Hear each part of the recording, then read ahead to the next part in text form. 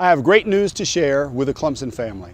In the latest U.S. News and World Report Guide to America's Best Colleges for 2015, the university now ranks number 20 among the nation's top public universities, highlighting our overall academic quality and outstanding student success. This is our highest ranking ever and the 7th consecutive year that we have been in the top 25. To be named among the nation's top public universities is a tribute to the hard work and dedication of many people.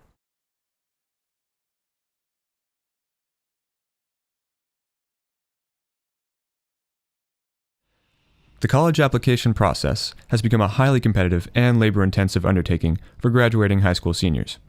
It seems that every year, more students who are more accomplished are applying to more schools than the previous year. In 2014, more than 3.3 million applications were submitted through the Common Application alone, far surpassing the number of applications from the previous year. With the increasing importance placed on attending an institution of higher education, students and parents have turned to the college rankings released each year in order to plan their future as well as gauge their success. While these rankings have been used by parents and students in the college application process, only a small portion of applicants actually base their college choices solely on these rankings. Instead, factors such as location, tuition costs, and the programs offered play a more significant role in the average college applicant's choice. Despite this, we have seen a large movement from many colleges to make changes in an effort to specifically increase their own university's standing within the rankings. The annual rankings, provided by the magazine U.S. News and World Report, possibly the most highly anticipated and highly regarded rankings released in the fall of each year, are used by many institutions as both a marketing tool and an indicator of the college's own success. Universities have gone as far as to explicitly state their ambitions to climb the rankings by including this goal in their mission or vision statement.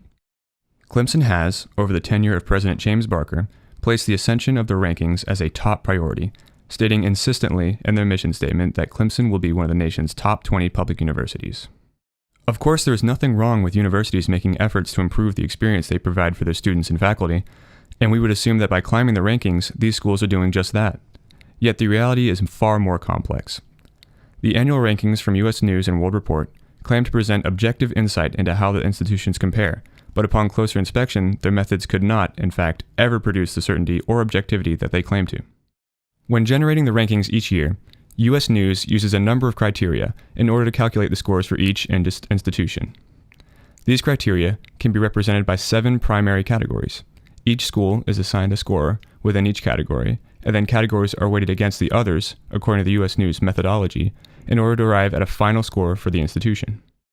The categories that U.S. News utilizes are undergraduate academic reputation, which consists of 22.5% of a school's final score, student selectivity, which makes up 12.5% of the final score, faculty resources, which consists of 20%, graduation and retention rates, 25%, financial resources, 10%, and graduation rate performance, which makes up 7.5% of the final score. Finally, alumni giving consists of 5% of the score.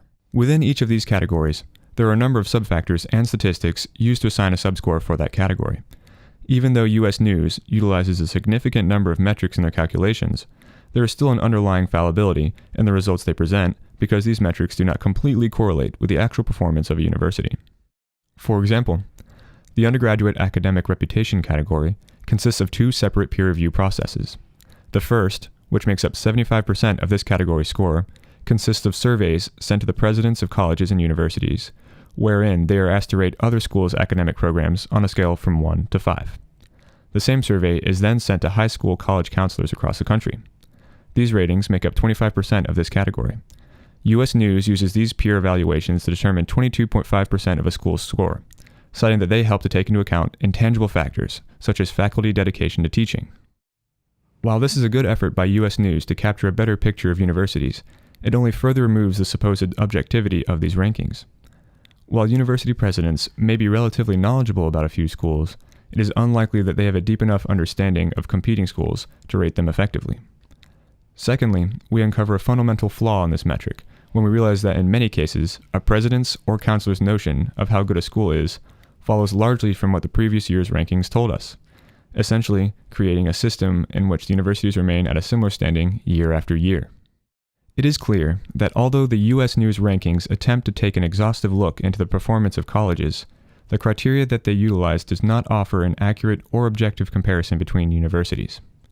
Instead, the quantitative measures employed are simply fabricated metrics that, although they may sometimes be used as indicators of the success of a university, collectively they serve little purpose to accurately describe an institution as complex and multifaceted as a modern university. Even if we were to assume that these metrics did correlate to the success of an institution, the ranking methodology that U.S. News employs would still not produce objective results. The final scores are calculated using the arbitrary weights that U.S. News has designated for each category. Shifting the weighting of each category would cause many schools to shift upwards in the rankings, while others would fall. This demonstrates the fallibility of the rankings and how they don't really represent what they claim. When looking at a university, who's to say that we should view exactly 22.5% of the entire university's success on its freshman retention rates, or that we should view exactly 5% of the proportion of graduates who have made some form of donation to the school? Regardless of what U.S. News claims, these weights are completely arbitrary, and the worth of each criteria will vary for each student based on their unique and individual needs. Even in the face of the flaws within the ranking system and its subjectivity, we have seen many universities take actions, in some cases extreme actions, in order to move up in the rankings.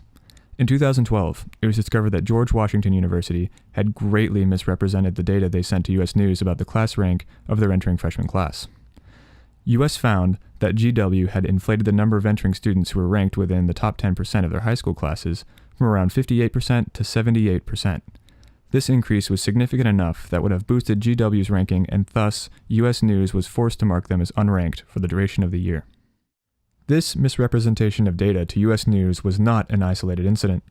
In the following years, we have seen similar practices exposed at universities like Emory, where it was found that the school had been inflating its SAT scores for its entering freshmen for over a decade. Other universities, like Iona College, Bucknell, and Claremont McKenna, have each been caught inflating their SAT scores in previous years, bringing into question the integrity of these schools and the U.S. News rankings themselves. If these generally well-ranked schools have been misreporting data, how are we to be sure that other universities are not taking part in similar practices? In addition to the outright falsification of data, we have seen a number of more subtle practices put into place by these institutions in order to increase their rankings. Clemson University has placed a great deal of significance on ascending the ranking system, and they have done just that by moving from 38th in 2001 to the 20th spot just this year. While in fact it is safe to say that Clemson University has grown and improved over the past decade, much of their movement in the rankings is based on a numbers game, one in which Clemson has decided to play. Clemson has moved their ranking upward by greatly shrinking the class sizes during the fall semester to under 20 students, which U.S. News classifies as a small class size. Clemson has also placed a higher significance on high school class rank and SAT scores in order to improve the entering freshmen's class standing. Also, programs like the Clemson Bridge program have helped the university by allowing it to avoid including SAT scores and class rank for students who have not performed as well in high school in the data they sent to U.S. News by sending them to another institution for their first year. These students then study at Clemson for the remainder of their college career and thus are not included in the calculation of the school's 6-year graduation rate or freshman retention rate due to the fact they did not technically attend Clemson as a freshman. We sat down with Professor Andrew Mathis, an English instructor at Clemson, to get his perspective on the college ranking system and Clemson's role in increasing their standing in the rankings. I think any time that where you have people determining anything that can be called into question, are the Oscars objective? Are the Emmy Awards objective? Are any awards really objective? Yeah. You know, we make a really big deal as the fact that now we're top 20, and it's like, I'm not feeling any different than I was last year. I didn't do anything different this year than last year, and now we're a top 20 school.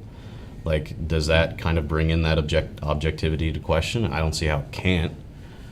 I mean, you know, when the school gets pushed up to this point where we're flying flags all over the place, there's major articles about it, all the administrators are talking about it, and I haven't done anything different then I'm like, well, what exactly is that ranking based on? Because it's not because of anything I did.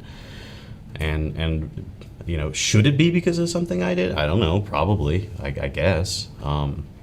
Isn't there going to be some kind of bias about, like, if there's a college head that's peer reviewing another college, then what's the main thing that they're going to be basing that review on is their college? That in itself kind of pulls the whole thing into question, I would say.